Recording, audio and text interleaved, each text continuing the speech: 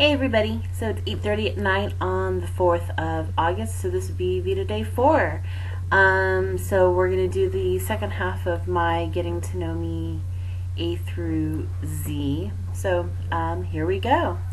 So yesterday we did A through M, so today we're going to start with N. So N is for New York, specifically New York City, my favorite city in the world.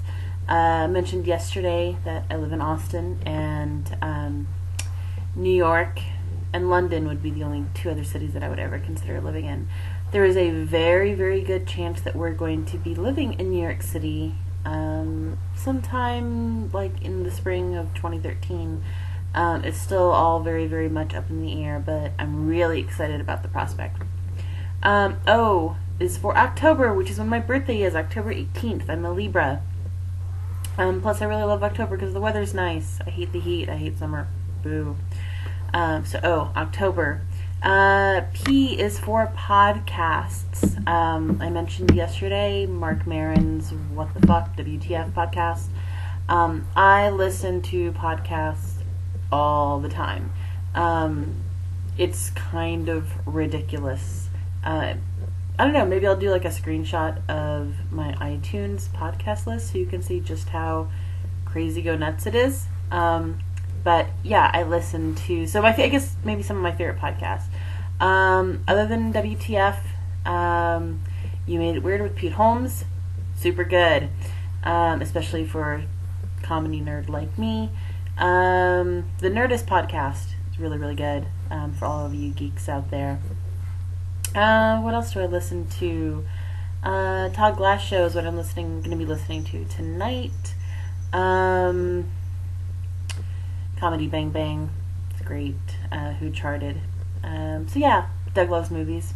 So yeah, there's a huge, huge list. Like I probably subscribe to maybe 30 different podcasts.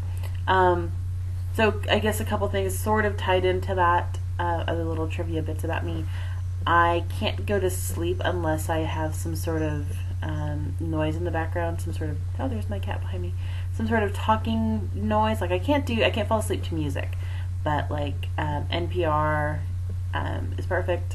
So podcast is a logical extension because then I can start it from the beginning, and if it's kind of interesting but I'm really tired, I can start it where I left off the next day. Good times. So yeah, I subscribe to about 30 different podcasts. I also work from home. And I get really bored of TV and movies really quick. Like I can only stare at stuff on a screen for so long. So it's good to throw on like in between work stuff. So yeah, learn to love the world of podcasting. Q. I had a hard time trying to figure out something for Q, but I came up with something brilliant. Q is for QI, or Quite Interesting, which is a kind of a comedy panel game show sort of thing on UK television. I think it's BBC program. Anyway, it's hosted by Stephen Fry, who I adore more than life itself. I thankfully can stream it online because I'm special and magical. But yeah, QI. So basically the premise of the show, it's Stephen Fry is the host, 4 guests who are generally British comedians, television presenters, that sort of thing. And each episode is kind of built around a singular topic, and it's just really interesting facts and kind of myths debunked, and like all the things that you thought you knew but didn't really know. It's really good. I'm selling it totally short, but if you have a chance to check it out, I think probably highly illegal, but there's probably episodes or at least clips on YouTube. So if you're into British humor and are kind of nerdy, like and watch a lot of Jeopardy, check out QI. R is for RuPaul's Drag Race, my favorite reality show and probably one of my favorite shows, period. Some of you may know, but most of you don't. I used to be a burlesque performer. I was a burlesque performer for about 6 years.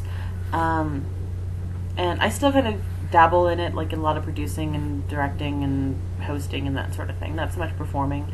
At least taking a break from that. But yeah, so I love the world of sequins and feathers and glitter and extreme makeup and rhinestones and all that stuff. So RuPaul's Drag Race is a natural extension of that.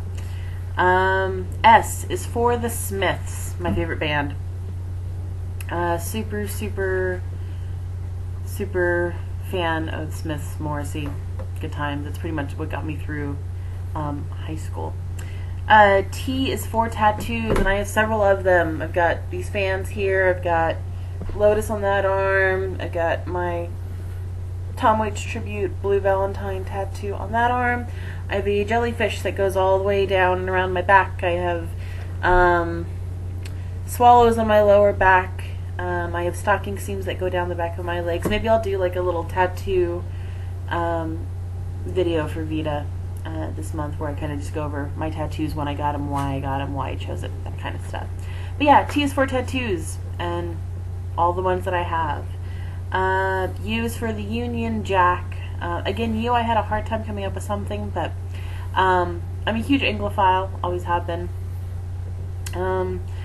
I have been to England several times, traveled to Scotland, Wales, Northern Ireland, so technically Union Jack.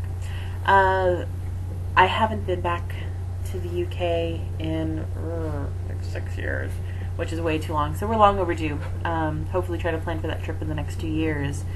V is for vows, our wedding vows. My husband and I wrote our own vows. Kind of a funny story. This was totally unplanned.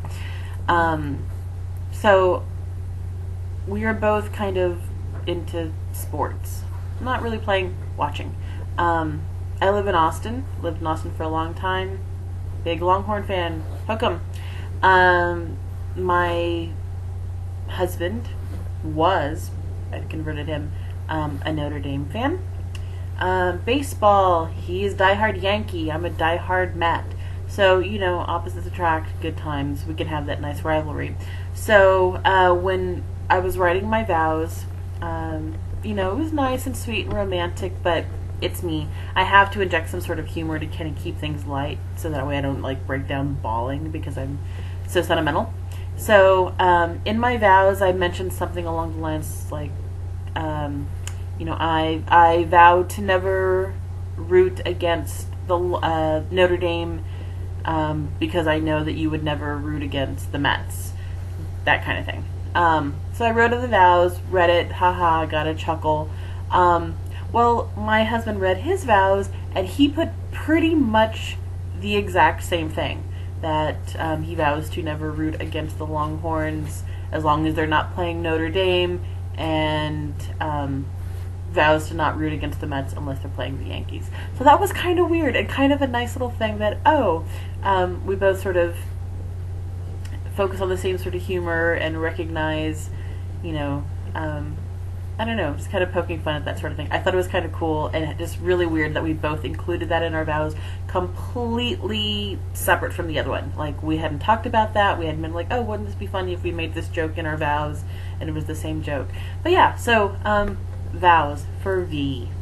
The W is for Wilder, as in Billy Wilder. Yeah, love the films of Billy Wilder.